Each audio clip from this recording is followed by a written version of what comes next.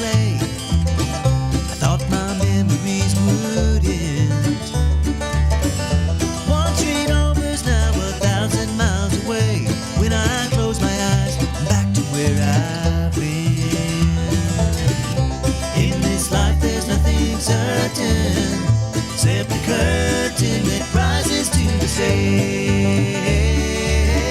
Silly games of second guessing, I just forget the lessons that I couldn't learn. Because one street over there's a life I could have known that would have kept me from the one I had today.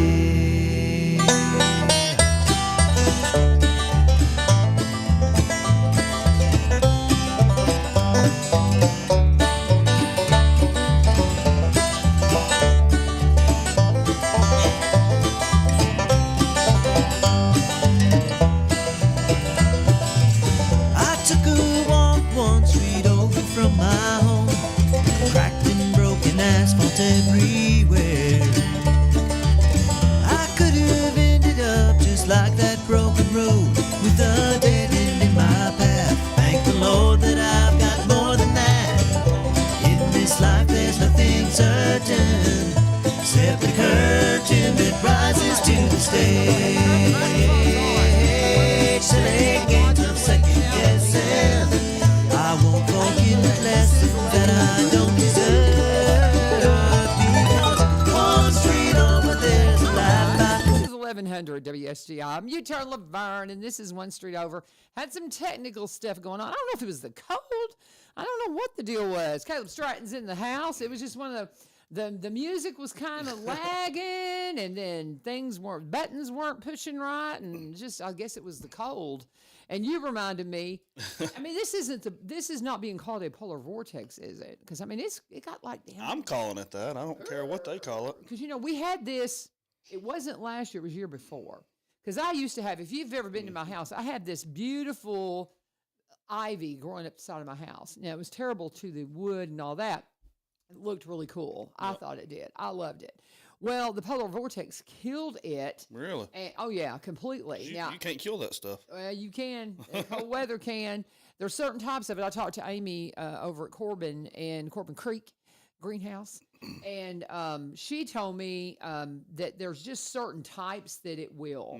And so I basically, just kind of abandoned the idea of letting it regrow on the house because my husband hated it anyway, and we're getting ready to do some, we're going to do some painting and do all that kind of stuff and kind of spruce things up. Hadn't done it in a while. And so we just decided not to try to regrow it except on the ground. And then I have this, you've seen that kind of tunnel trellis thing I got at my house. Ideally, that's supposed to be covered in ivy. Right. Because I did it because I just think pictures and stuff too. Yeah, and I think it's just kind of cool. Yep. My husband hates it because he thinks it's just an eyesore. It's a bunch of cattle panels curved up. Blah, blah, blah. He doesn't like it. Well, I got some wisteria and put on it, and that's done fabulous, and the cold did not kill it. And so wisteria, bueno. But I need to go get me about 4 more plants of wisteria and just put wisteria on it, I think. I don't know. But anyway, I see that mug today. Oh, yeah. Wasn't that who won last night? They did, yeah. I mean, I barely watch football. My husband, who played football in college, has lost interest in football. Oh, really? Mm-hmm. If his team is in, if the Packers are in, okay, let's be real, not the Titans. I mean, they were in for a while. He will support the Titans because it's the local team. Yep. But his team, his favorite team, has and always will be the Packers. Yeah. And because he grew up going to see the Packer game. Right. And the family still has Packer tickets. Does he still does he have a cheese head? Oh, are you? Yeah, it's on display in my bathroom. In the bathroom. Yes. I came home one day and this stupid thing was on a shelf in my bathroom, and I'm like, why? Yeah. Why? It's just like, don't get me started on the cheese head. But yeah. One of the funniest things I ever did, though, and this was back at the Blaze, and oh my gosh, and they even gave me a nod for it. Yeah, that was really funny, LaVern. But the Packers were playing Dallas, and the Cowboys, and Pat, who is Glenn, if you know anything about Glenn Beck and the Blaze and all, Pat's his very, very best friend. And they've been in radio together forever. Pat is a big football person. Glenn could really care less. But Pat's really into it. Stu's really into it. And so they were like, Pat, Dallas. And I think it was something to where if they won, they were going to the playoffs. And if they didn't, they weren't, that kind of thing. So it was a very testy game. And I think it was even on Saturday, and they got beat, and so the Packers won. And so I went because I was bored. I was a weekend. I stayed in town. None of my family was there. I just did nothing to do after church on Sunday. So I went and got these little. I got a yellow block of clay, a couple of them, at the craft store, and I cut them into cheese wedges and put little indentions on it so it looked like a little cheese head. Little cheese heads. And I baked them in the oven. I had no telling how many of those things. I probably had 20 or 30 of those things, and I just scattered them all over Blaze Studio. I'm not kidding, man. It was hysterical. It was so funny. And, they were like, "Urgh," but then they laughed because they thought it was really, I put them everywhere. They just popped up all over the place, but it was so funny. Anyway, what's up? Not much. Just Deer season's over. Yep, that's like a national holiday for game wardens when deer season's over. I bet it is. You just get to go. So when did it officially end? So we had the juvenile hunt on the 11th. Yeah. So 11th it's and 12th. all over. Yeah. So we had a big, and I think I talked about it a little bit before, but we had a first ever annual deer hunt, youth deer hunt. That Jason Shapton and worked with Birds Processing on. Birds Processing is one of our local processors here in Robertson County. Right. And I think we had about 25 kids show up. Oh, that's cool. So that was really cool. We had a big lunch and gave out some prizes. A couple of guns were given away for door prizes, and some kids, we put pictures on Facebook. They're on my Facebook page and stuff. But it's where some kids killed their very first deer, bucks, does, everything. So I think 6 actually killed their very first deer that day. Oh, how fun! So that's what it's all about for us. And yeah. Something that we're trying to do more of is do more youth hunts like that in our counties throughout the state, not just in Robertson County, but throughout the state. One of our part-time officers, Mike Hamilton, who's a retired THP major. He actually just retired last year. Okay. But he works part-time for us now. And we're doing a youth squirrel hunt on February 22nd here in Robertson County. So we'll have more information about that coming out. February 22nd, a youth squirrel hunt. So what will that entail? That might be something my grandson can get involved with, maybe. Can somebody that does not live in the county? Oh, yeah. Okay. Yeah, absolutely. Because, that's again, I don't have he's what is Mount Juliet County? I forget. Wilson County, yeah. I was just looking, so I should be in here that day, actually, so. The day of the hunt? Well, no, the 17th is. Okay, because I'm assuming it would be on the weekend. It is, yeah. That's a Saturday, but I'm looking. So the third Monday in February is the 17th. So I should have a lot more information by then, the week of. So because again, it's in the early planning stages now, but we're getting a lot of just a lot of people with squirrel dogs and stuff to help us out, and of course finding landowners so we can take the kids to places and stuff like that. Squirrel dogs, you can come hunt on my place. Yeah, taking dogs out. They help you look for the squirrels. Sometimes they're hard to see. Well, if y'all need a place. Oh yeah, no, I will. That's for sure. I didn't think about that. Yeah. I'd be glad to let them come out there. And I don't know if that that new wooded area that we let Oh yeah, the reforestation. Yeah, that reforestation area. I don't know if there'd be a lot of squirrel out there. I don't know. You ever see any? Yeah, I guess. Yeah. I'm not. Yeah. I have. When I'm out in working and all that kind of thing, I just and I'm making so much racket if I'm out there and moving brush and those kinds of things. But yeah, and of course I'm sure up on the hillside would be the best place. More than likely. Ooh, that's a big hill. Yeah, that's a lot of work climbing up there, isn't it, buddy? You're gonna get a workout if you climb that. So what else you got? So anyway, got that. Like I said, the youth hunt was a huge success. Jason did awesome on that. He really cares about the youth in Robertson County. Not that anybody doesn't, but he's really into it. The youth offense, he'll be the first to tell you that they're a ton of work, but they're so much worth it, and they are. From all of our experiences. But just talking about the deer numbers, everybody always asks, and I always try to pull them up. So I pulled them up this morning. last year versus this year in Robertson County, the numbers aren't still where you want to see them as far as the doe versus buck ratios. We want to harvest more does than bucks, but it never is like that. So, and I'll just give approximate numbers. Last year we harvested 1,100 bucks. This year we harvested almost 1,300 bucks, so about 200 difference. Statewide, we went from 84,000 bucks to 91,000 bucks.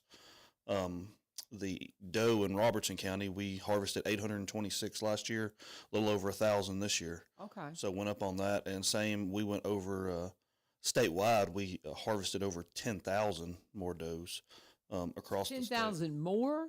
Yeah, 10,000 more in the state. So wow, that was a step in the right direction, right? For sure. It was, but it's still lower than the bucks we killed because the bucks went up too. So total deer 151,000 versus 168,000 this year. So we killed almost 20,000 more deer, and these are just hunter harvest.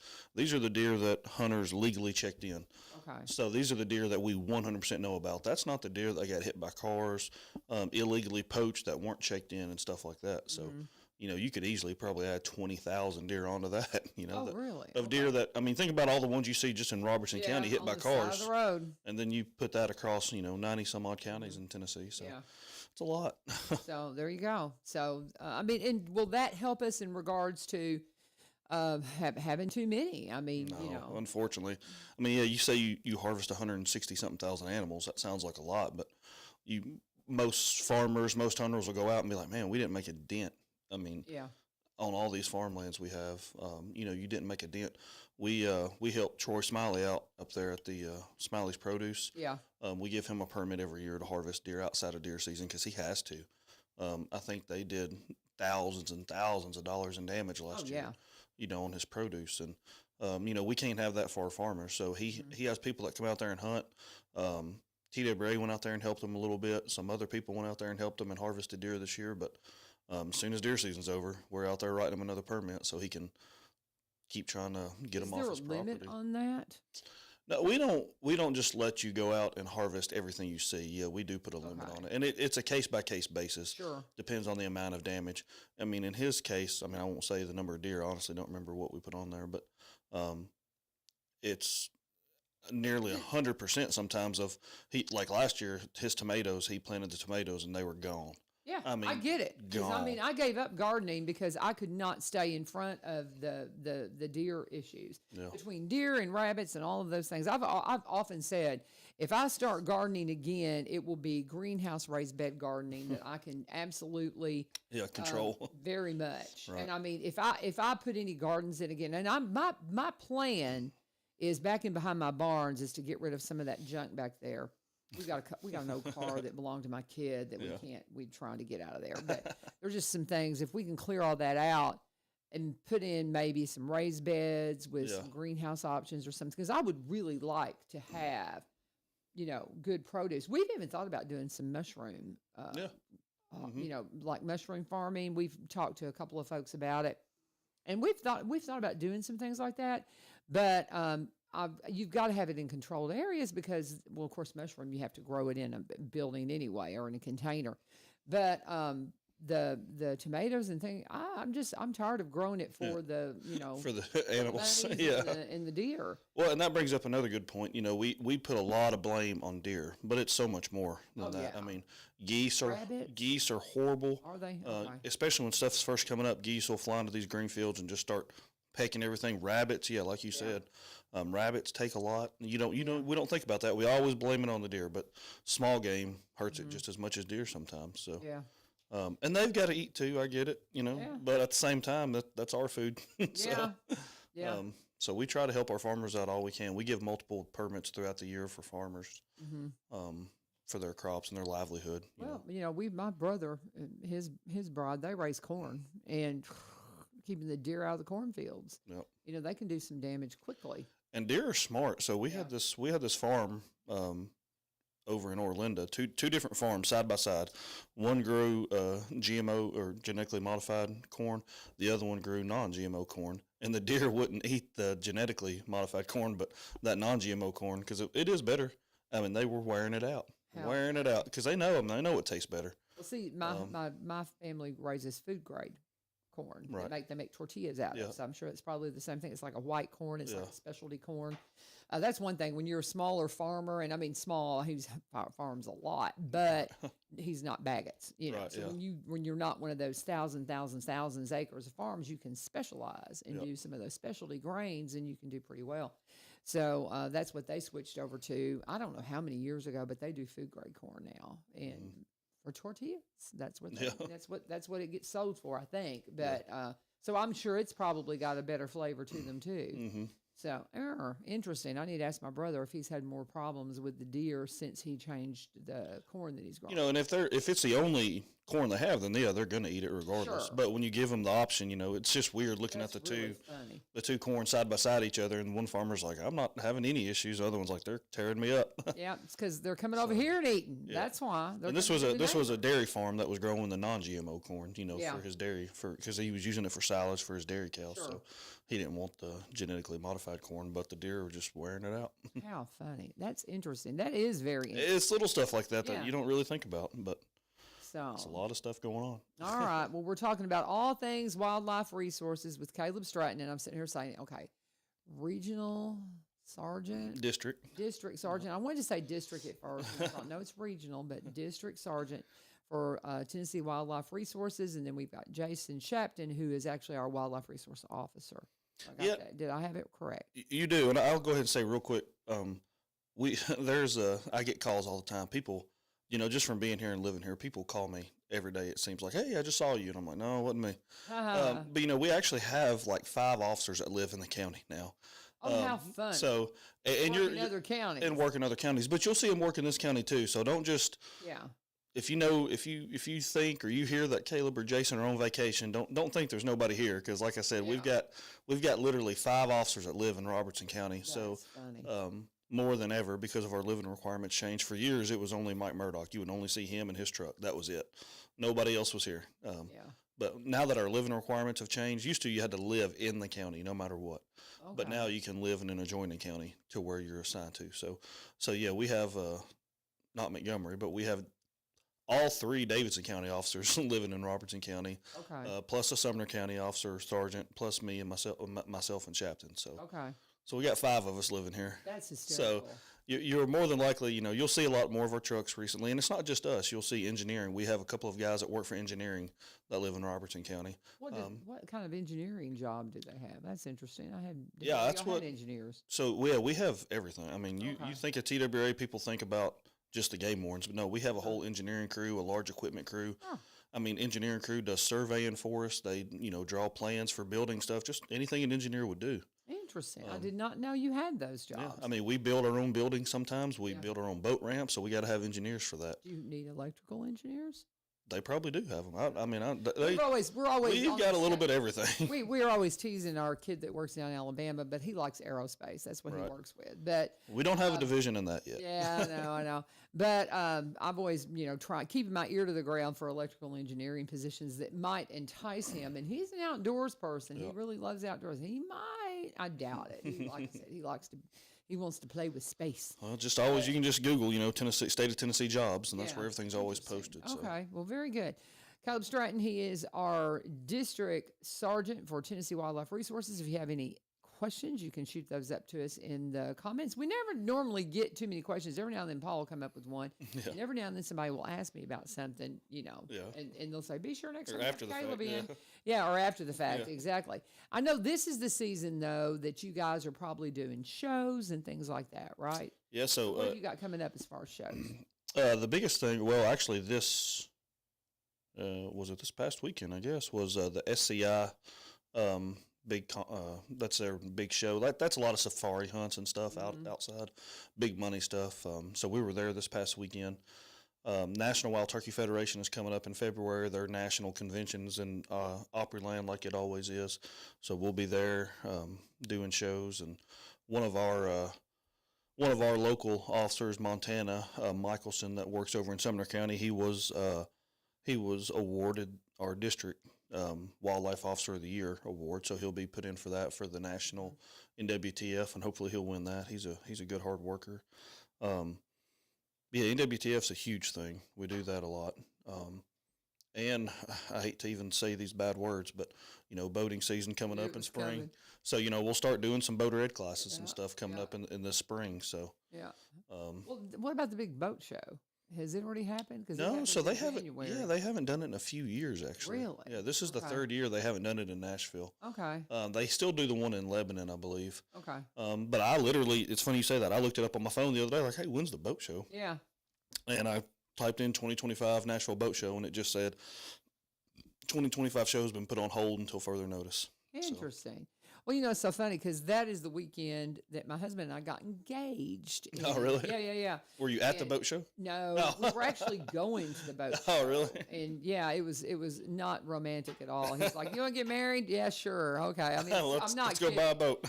Well, no, he had his boss was in town. Yeah, he asked me to marry him, and his boss was in the house while we had all gotten together for dinner, and we were doing the dishes, waiting for everybody because we were going to go to the boat show. And we were standing in the kitchen. He's like, "You gonna marry me?" I'm like, "Sure." It was that romantic. You said, is this a formal request? Or, yeah, I mean, we've been talking about it. I guess we'd been kind of hinting around at it. But that was like in 1988. We got married that later in that fall. I won't tell you that's the year before I was born. So. Oh, that's okay. No, I know I'm old. Yeah, no. Plus, you haven't heard this story. I've told this a couple of times on radio, but it was hysterical. I have a new class of most of the kids I've got right now. I've got AV2s and 3s, so I've had these kids before, so I know them. But I had a new class of a small class of AV1s come in. So kids have never had me in school. And we're just talking about, what I do and how, I'm having to learn the video side of it because I'm a radio person. And I told him, I said, I started in radio in 1980. And one of the boys went, his chin just dropped. Like, in the 80s? What? Yeah. In 1980, how ancient are you? Yeah. It was absolutely hysterical. I still giggle at that. The look on his face was so funny.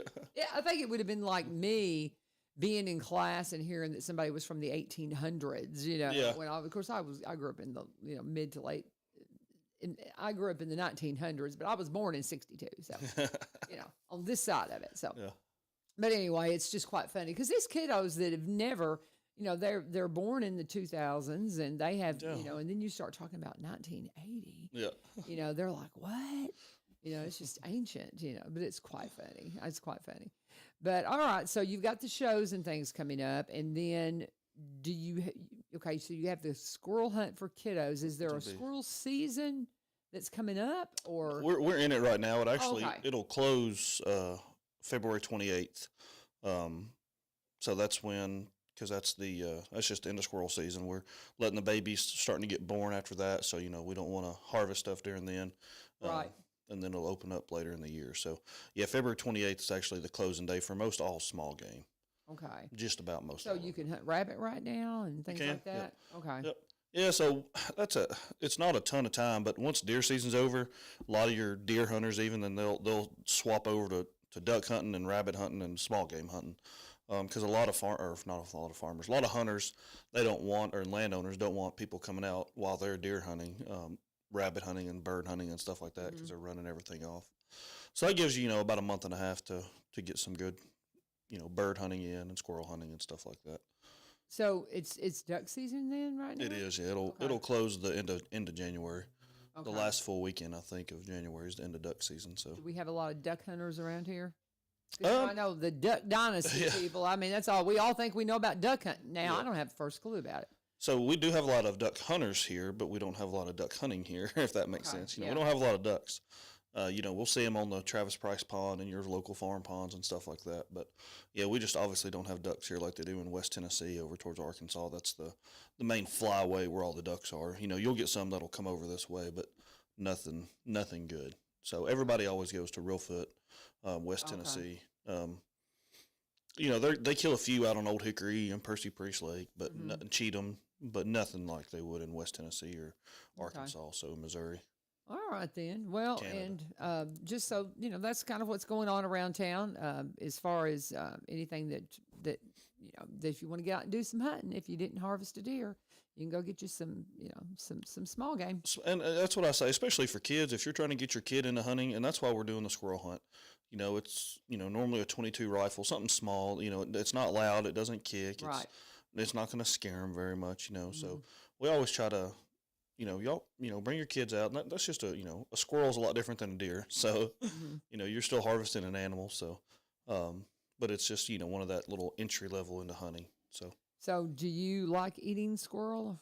I've had it. I mean, I'm not saying I like it, I guess, but it's something. Yeah, it's not one of those things. Yeah, I've had it. Once you skin them and look at it, it's like, man, that looks like a rat. That's why I've never been a fan of squirrels. I've always kind of considered them rodents. Yeah, and they are. I mean, they're they're rodents with a bushy tail. They're in the rodent family. Yeah, I'm not a fan. I'm not a fan of squirrels. Everybody's like, they're so cute. It's like, take the fluffy tail off. That's a rat. Tree rat, man. I shouldn't say this, but it's way past statute of limitations. But I did have one as a pet years ago. I saved it. A dog was trying to eat it, at UT Martin when I was at school at UT Martin, and I saved it from the dog, and I put it in my pocket, and I took it home, and I raised it. And how funny! And I named him Peanut. But Peanut the squirrel. So I've always had a soft place in my heart for squirrels now. Because you had that squirrel. How long did you have it? Almost 2 years. Really? Yeah. He got to where he was just going crazy. Turn him loose. Yeah, so I let him go, but he would still like come up and see me outside.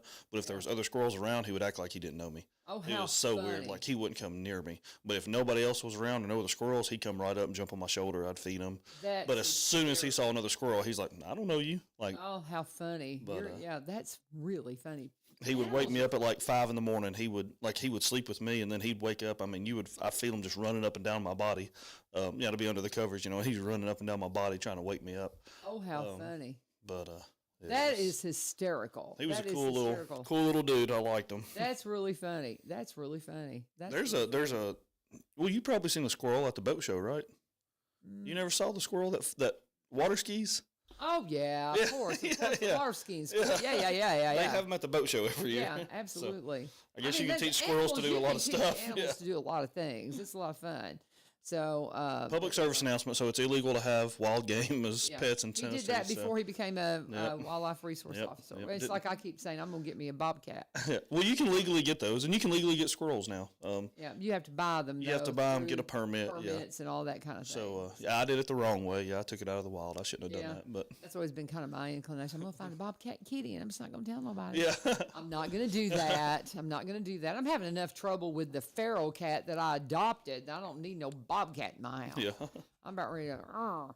But anyway, anything else before we wrap up? I saw Jess out there. Yeah, so I'm good, I think. On in here. All right, buddy. Well, like I said, I'll have some more info on the squirrel hunt on the 20th, on the 17th. Squirrel hunt will be coming up. So and good luck to your Buffalo, is it Buffalo? Buffalo Bills, Buffalo Bills.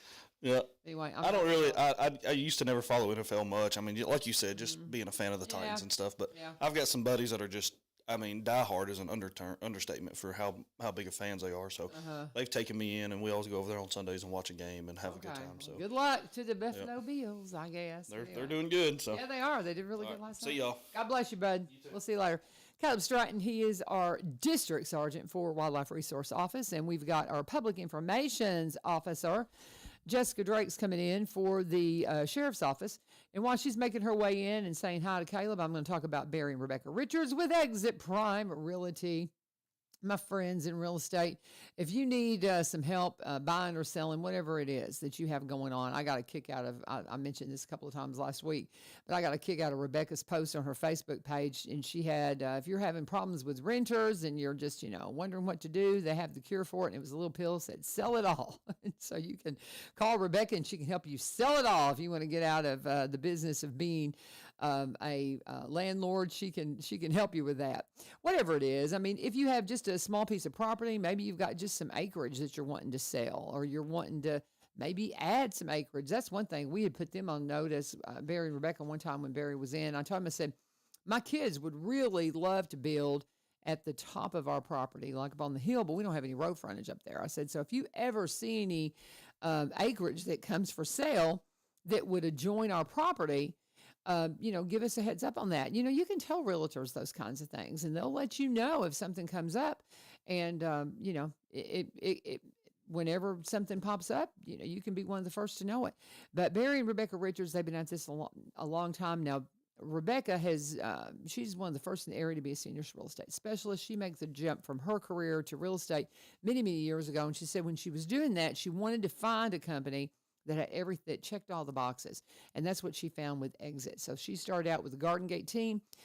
She and Barry, when Barry jumped off and decided to go full-time real estate, I'm going to say about 5 or 6 years ago now, they started looking at possibly adding a new branch in the Exit tree. They did that about a year ago now, and they have Exit Prime Realty, same great team that they work with Exit, just a new branch in the tree, but they can bring you in. Maybe you want to be mentored to be a realtor. It's first of the year. People are thinking, do I want to do something different this year?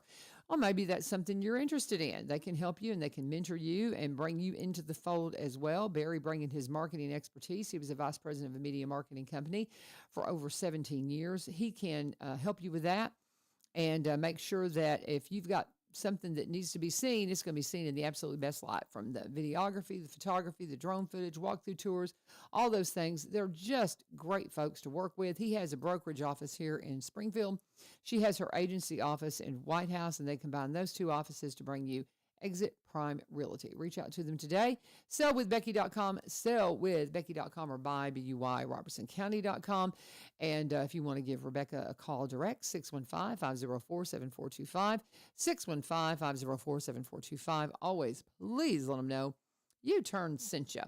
Jessica is in the house. Hello, my friend. You're all uniformed up. A busy day, or have you just? No, I'm off today. You're off today. Well, you don't look it. You've got all your gear on. Well, because I'm here. Okay. Well, there you go. And here on your day off, you Yeah. came in. Well, bless your heart. Yeah. Thank you for that. No problem. Most people would be like, "Hey, I'm off today. I don't want to do that." So, is this because of the Martin Luther King Jr. holiday? Okay. And by the way, it's a county holiday as well. okay, yeah, because we're out of school. Yep. And I'd be remiss if I, didn't say, we appreciate the work of Dr. Martin Luther King, and I hope you'll spend some time kind of looking into that. I had my kiddos last year do like a special video on it, and it was really interesting to see what they came up with. But just an amazing story. But the more you can learn about just some of our history, and that's an important part of it. Spend some time doing that today. But we do have a day off as in observation of that, so that's nice. So what's your plan today? Where's Tommy? He's actually at school. Yeah, they had school today, so he's probably only going to do like a half a day. Yeah. So I actually have to do some meal prepping for the week. So I understand. So I'll go home and do some meal prepping, and then I'll go pick them up. So anyway, that's something we do as well. And I was talking to one of my boys yesterday, and he was meal prepping while we were talking. But so what do you prep for meals? Let's just do random conversation here. What kind of meal preps do you do? What's your favorite? I like pasta. I do a lot of pasta stuff, and then or like a lot of burrito bowl type things, and like breakfast burritos, and or like breakfast sandwiches type thing. Throw them in the freezer, throw them in the microwave. It's so much cheaper than buying them already done in the store, y'all. If you're not into meal prep, it's just, if you spend a little bit of time, you save so much money. It does. It does. A fortune. Having to eat out. We love our local restaurants and things like that, but people that eat out all the time, I don't know how they do it. How in the world do you pay your bills? That's it's crazy. A lot. Yeah, it's crazy. A lot. So I hear more and more people doing meal prep, and I'm always curious about what they're making, because we all look for different ideas. Yeah. So I'm a sandwich person. I just do sandwiches, Yeah. It's like chicken or something that I cut up, or tenderloin, or make a sandwich out of it. So I do a lot of crock pot meals. Oh, you do? Okay, interesting. Do you get your ideas on social media? I'll just like Google. Just wherever. Yeah. If I see something. Just Google it. Isn't it amazing how we can just Google everything? That blows my. Being one of those, you're young, so you don't know anything about this, but not being able to, you had to go look things up. You had to look through cookbooks. You had to go through encyclopedias for information. It's a different era, but anyway, it's fun. Jessica Drake is here. She's our public information officer. Did I do it right? Okay. Yeah. I'm just like, when you and Kaleb are here together, I'm always botching the titles. You'd think I'd make some notes somewhere and keep it straight. So what's happening at the sheriff's office? Just staying busy. Yeah. I mean, not the downtime gets smaller and smaller.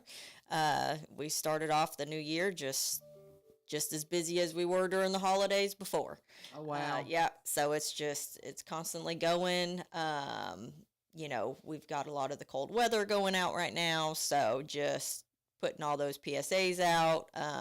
Everybody watched the Robertson County EMA. They put a lot of good information out as far as keeping everybody up to date on the roads and some safety features and things like that. So we're always sharing their information for the cold weather. Just keep a watch on that to make sure that you're being safe when you go out when it's cold, especially in the mornings when there's more ice on the roads, that kind of thing. You might have to wake up a few minutes early to make sure that your car is properly defrosted, things like that. No one wants to wake up early when it's really cold, but, take those extra precautions to make yourself as safe as possible when you get out. Well, and we've talked a lot in the past about people who want to crank their car and then go back in the house. Mm-hmm. Not a good idea. Yeah, be careful with that because, you might go out and your car might not be there. Yeah, for sure. Depending on what part of town you live in, and you just have to be careful with all those things. You do. We actually, and just to point that out, on our Facebook, I believe it was Friday, we put out where we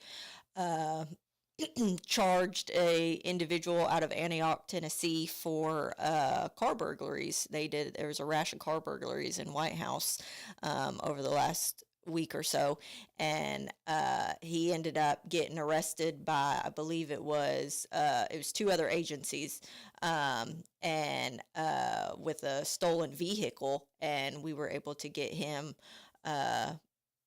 identified as being part of the car burglaries. We still have 2 other suspects that are out there that were involved in that. Right. So we are asking for information on that, to contact the sheriff's office. If you have any information in relation to the other 2, that would be there. But, you got to be careful with that, because if your car's running at that time, you might not have a car. Yeah. Well, and was there something like that happened with the car burglaries, or did they seek out specific ones? I know. Well, typically, with car burglaries, you're going to have, most of the time, it's going to be the easy cars. So you got the ones that are left unlocked, because a lot of the times it's just going checking the handles, and whatever's going to be unlocked, that's the ones that they're going to get into, because they don't want to spend a lot of time at the vehicles. You know what I mean? So most of the time, I'm not going to say 100% of the time, but most of the time, that's what it's going to be, is the easy target cars. Well, and I know that they will come after certain ones. I know my nephew, who lives just outside of Kansas City, he and his bride, they got a really nice SUV of some kind. And they paid attention. Somebody was watching them, because she came out one morning, and in the process, I'm trying to remember exactly how it happened, but in the process of just going out and like loading the car, because she has 3 kids, they're loading the car. In the process of her just loading it, they managed to get in there and steal her key fob out of her, they found her key fob in there. They took it, came back that night, and stole the car. And so they were watching, because they wanted that car. So they will target certain types of vehicles, I guess, won't they? Yeah. I mean, there's all different ways that it can happen. Just majority of the ways is going to be the easy targets. Most of the time, but yes, there are times when that's going to happen. And you just have to be vigilant. That's why don't leave any kind of valuables that's in plain view. Because if it's worth breaking a window, then that's what they're going to do. But your extra key fob. Yeah. I mean, I guess it was an extra one that had to be in there. And they got that because the car wouldn't have stayed cranked if they had walked away with the only one. So I think it was an extra key fob. But that's how they ended up getting that car. I thought, oh, you're kidding. That's crazy. They get creative. Yes, I mean, once you knock down one way for them to do something, they're going to find another way to do something. I mean, that's just, unfortunately, that's just the way it works. So, we're talking with Jessica Drake. She's Public Information Officer for the Sheriff's Office. And, I mean, this is the time of the year you think about all those things, but you really think about the icy roads, just like we had icy roads yesterday for a minute. We were out heading to church, and there was at one point I was thinking, man, this stuff's going to stick around because it's so cold. And, it's not going to go anywhere. Well, the ground was too warm, so it just melted right away. But man, first thing yesterday morning, were you out early? The roads. No, I waited. I got out in that video. Yeah, that's what we were. I'm in the passenger side videotaping. That's actually in Ridgetop, but it was much icier up here, and it was crazy there for just a few hours. Yeah, I waited until it got a little bit. It didn't even feel like it got warmer. It actually felt like it got colder as the day went on. But I waited until things melted off a little bit more before I went out on the road. Yeah. I went out. So that's the reason it wasn't bad later in the day, but I definitely wasn't going first thing in the morning. If I don't have to, I'm not going to. And that's the thing. Like, why put yourself in a situation if you don't have to? We had our congregation had canceled services for 2 weeks, and I was just determined we were going to get there yesterday. And so we headed out, and we have a vehicle that can handle it, but there was a couple of times we got a little slip sliding, and I had some friends that came in from the White House area, said there was some wrecks up on the interstate. So you have to keep that in mind. It was really treacherous, and I was really betting that we were going to have some icy conditions that were going to be sticking around, but again, I guess the ground was just too warm, and it just melted right away. It didn't stick around at all. Yeah, it didn't seem to, thankfully. But you still got it. You still got to be careful, especially around bridges and things like that, because there are areas that, you're on the main roads and it looks fine. And so you go and drive like you're driving on a main road, on the back roads or something like that, and you find out that it's not the same. So you still use caution, even if everything looks fine. On the main roads. Are you still getting some reports of some icy some icy bridges and things like that from yesterday? Because it came down pretty good. It did come down pretty good, and of course, there's always going to be a few that take a little bit longer. Shaded areas, things like that. Yeah, so you could still see some icy patches out there from yesterday. Not enough to get school out tomorrow, though. Yeah, ain't gonna happen. I have a friend of mine that teaches in Robertson County as well, and we were all had our heads together yesterday. Yeah, we'll be out of school Tuesday. I'm like, man, it's cold enough. I don't know. Yeah. And we were all kind of betting that we would be. And then I was driving home after. I was like, nope, it's already gone. It's already gone. What do you do about situations? Now, we whenever I worked at the Benevolent Center in Nashville, if we had homeless individuals that came up, we could call the dispatch, and they would get an officer to take a homeless person to shelter. What happens here? Like if somebody comes up on a homeless person that needs to be inside, what should they do? Is there a protocol? There's a program, and I had just seen it, and I wish I had saved it. But I believe there's areas where churches. Yeah, well, they have the room in the inn and all of those kinds of things. And we've got my father's house, but there's issues with getting it compliant with the disabilities and all that. So they haven't been able to open. Now, they did, United Way kind of organized just a whole bunch of folks. I'm not going to try to. And that's what I was going to say was United Way, because I literally had just seen it a few days ago, and I can't remember what social media site I saw it on. I have it, the link to it, because Brian Pulley sent it to me when they originally did it with the big snow that came through. But now we're in these temperatures, much, much colder than we were when that snow came through. But they had set up something where they had some shelters that were provided through. And they could spend the night. Yeah. Yeah. And I can't remember where I saw that on. Yeah. Let me see if I can find that through Brian Pulley. But I didn't know. But do you guys get a lot of calls to the sheriff's office about, dealing with homeless people and wanting to know what to do? And no, not directly to the sheriff's office. I mean, they're welcome to contact the non-emergency line or contact United Way or one of the nonprofit companies to see where where they can go. Yeah, he just said, when he messaged me earlier, he had said Springfield Inn, so maybe they can help you with resources if you know of somebody. But I wish I could remember where. It is a big issue, and maybe it is on United Way's page. I'll go over there too. But that is one of the toughest things is dealing with the homeless situation, and some people that just will not go inside. that is a big concern. And, you just worry about them, be praying for them. And 211 is the number you can call with United Way, and they can point you to it. So if you're looking for some answers, 211 is the number with United yeah, Way. I see it right here. Okay. It says it looks like City of Springfield is teaming up. This is on Smoky Barn. City of Springfield is teaming up with United Way to provide shelter for residents. Now, this was for on January 10th. Yeah, so, still use that, the United Way's 211 helpline. Yeah. To see if they have any updated information. Yes, if you have any issues like that, just kind of reach out to them, and they'll do their best to help you out. But just those are the kinds of things that you have to think about when you're out there, because I mean we're talking, good land, the temps are just so stinking cold right now. Because I mean it's like oh my goodness, I know we're not supposed to see 30 degrees again, I think, until Wednesday, if I'm not mistaken. If I'm not mistaken, because we're looking at today's low was 7, tomorrow, so we're going to warm up. Tomorrow's low is 9, so we're going to be warming up. Then the low on Wednesday is 9, and then we're going to go up to 33 on Wednesday. We'll start warming back up. 37 on Thursday, 38 on Friday, 50 on Saturday.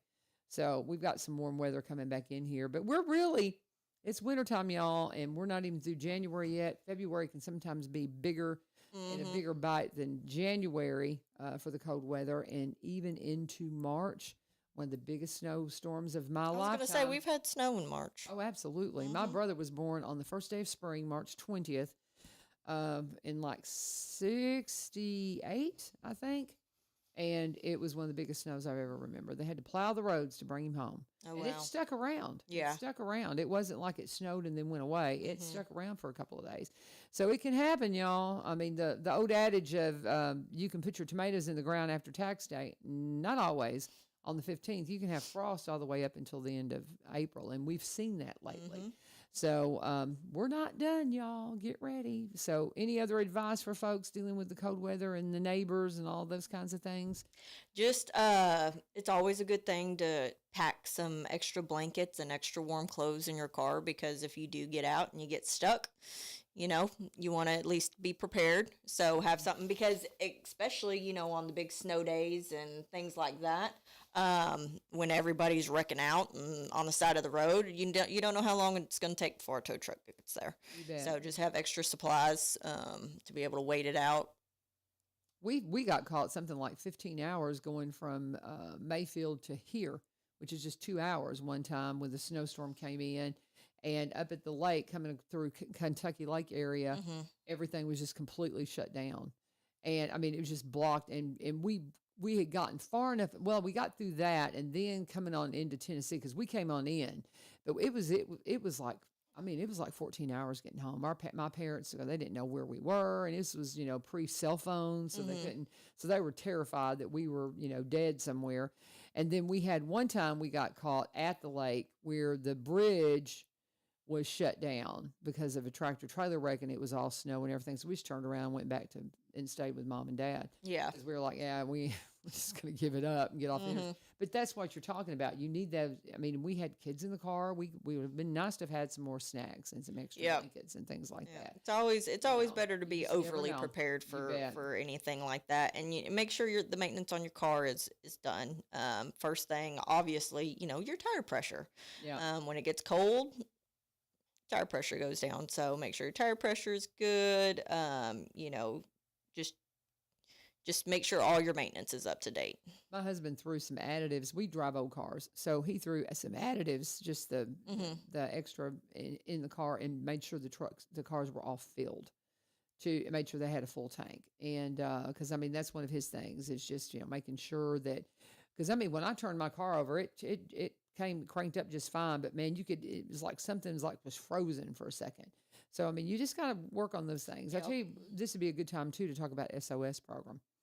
So can you tell people about that, maybe if they've never heard of the SOS program, because I would imagine this would be a time of the year whenever you might get some more calls about, hey, this person needs to be checked on. This person I'm a little concerned about.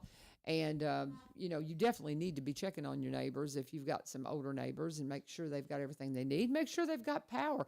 Some people will neglect to pay bills and power will get turned off. Those types of things during this kind of climate can be deadly. So you need to, make sure you know what's going on with your neighbors. But talk to us a little bit, Jessica, about the SOS program. Sure. So the SOS program is a senior outreach service program, and it's held by the sheriff's office.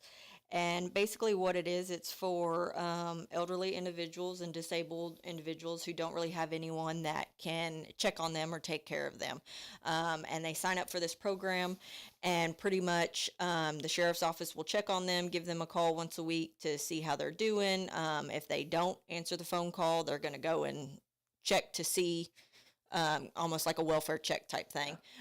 Check to see how they're doing. They'll get them in touch with any resources that they need. So if they see that, they're something with their medications, food, anything like that, they'll connect them to resources in the county that can help them.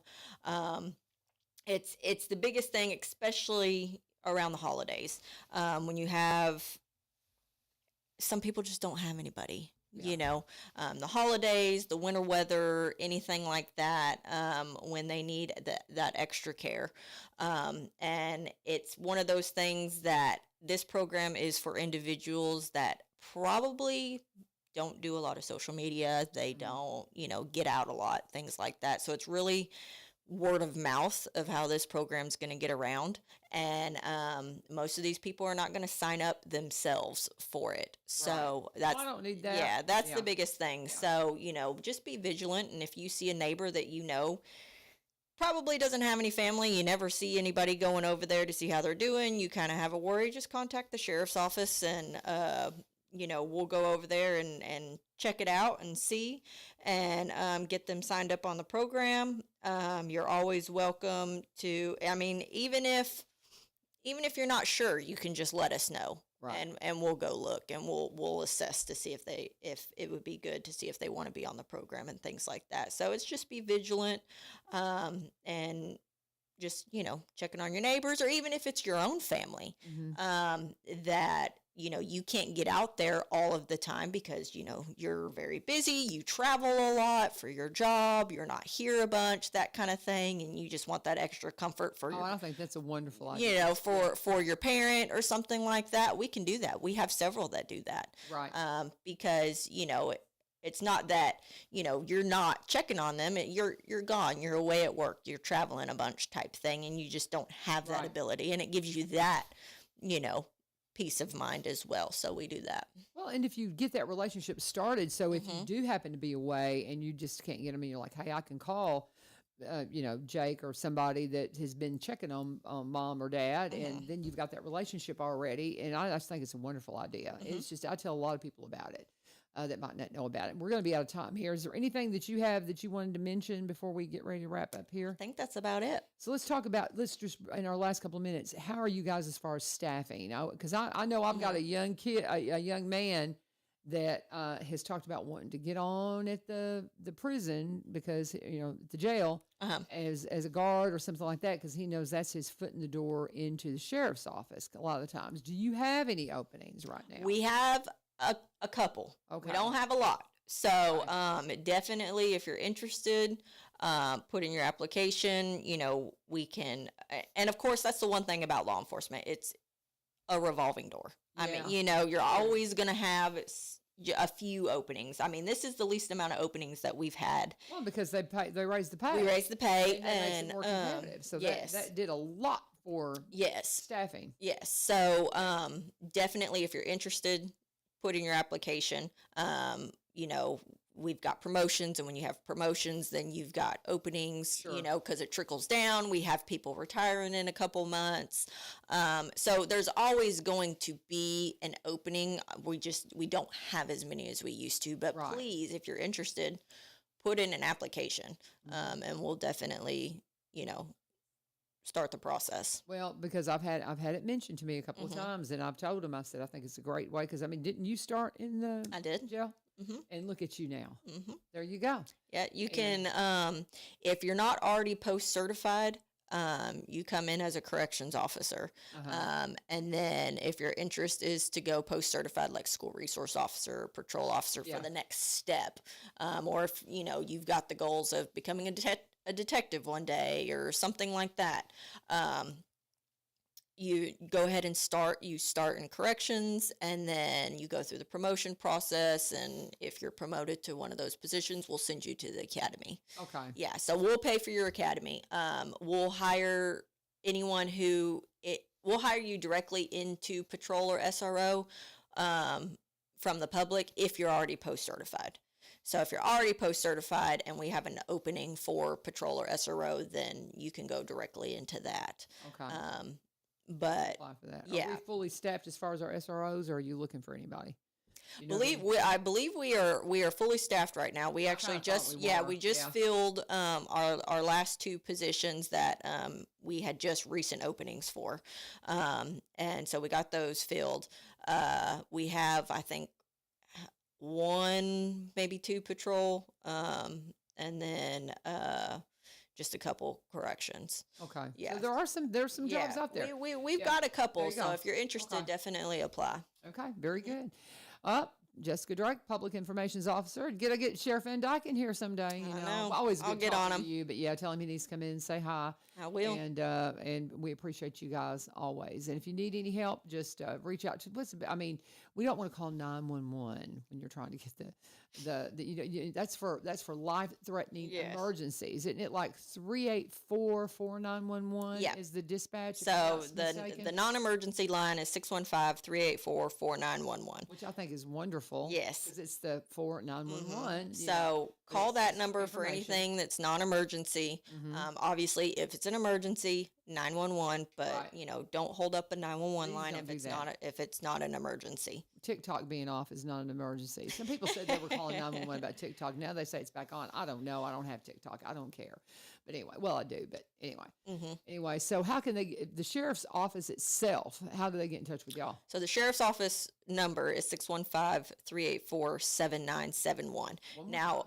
615-384-7971. Okay. Now, if you're calling because you need to file a report or anything like that, you need to contact the non-emergency line. The sheriff's office number is the administrative office. Gotcha. So that is like if you need a copy of a report or, anything like that. But if you're calling because you need to file a report or speak with a deputy regarding an incident or anything like that, then you need to contact the non-emergency line. Because if you contact the sheriff's office number, we're just going to give you the non-emergency line because 615-384-4911. Yeah, because it needs to initiate a call log. Gotcha. Yep. Gotcha. Very good. Jessica Drake, Public Information Officer for the Sheriff's Office. Always thank you for being here. She's here every other month. We keep thinking we're going to get on a routine with the city police, but I don't know why we just can't seem to get that rhythm going, but we need to get that going. So appreciate you guys. And tomorrow we may be visiting with one of our principals. We're trying to set that up, trying to make good. We will not have, normally we would have Mayor Vogel in here. But because of the holiday today, the county commissioners meeting has been moved to next Monday. So Mayor Vogel will be in here next Tuesday. So just kind of file that away. But we will be hearing from Ryan Martin. He will be in here on Wednesday to talk to us about the mayor and alderman meeting, which will be happening tomorrow. So the schedule's a little weird in January, but we're going to stay on top of it, and I hope you'll be here with us on 1100 WSGI. God bless. Have a wonderful day. Hey, everybody. This is Southbound, and you're listening to Good Old Gospel on WSGI AM 1100. Springfield.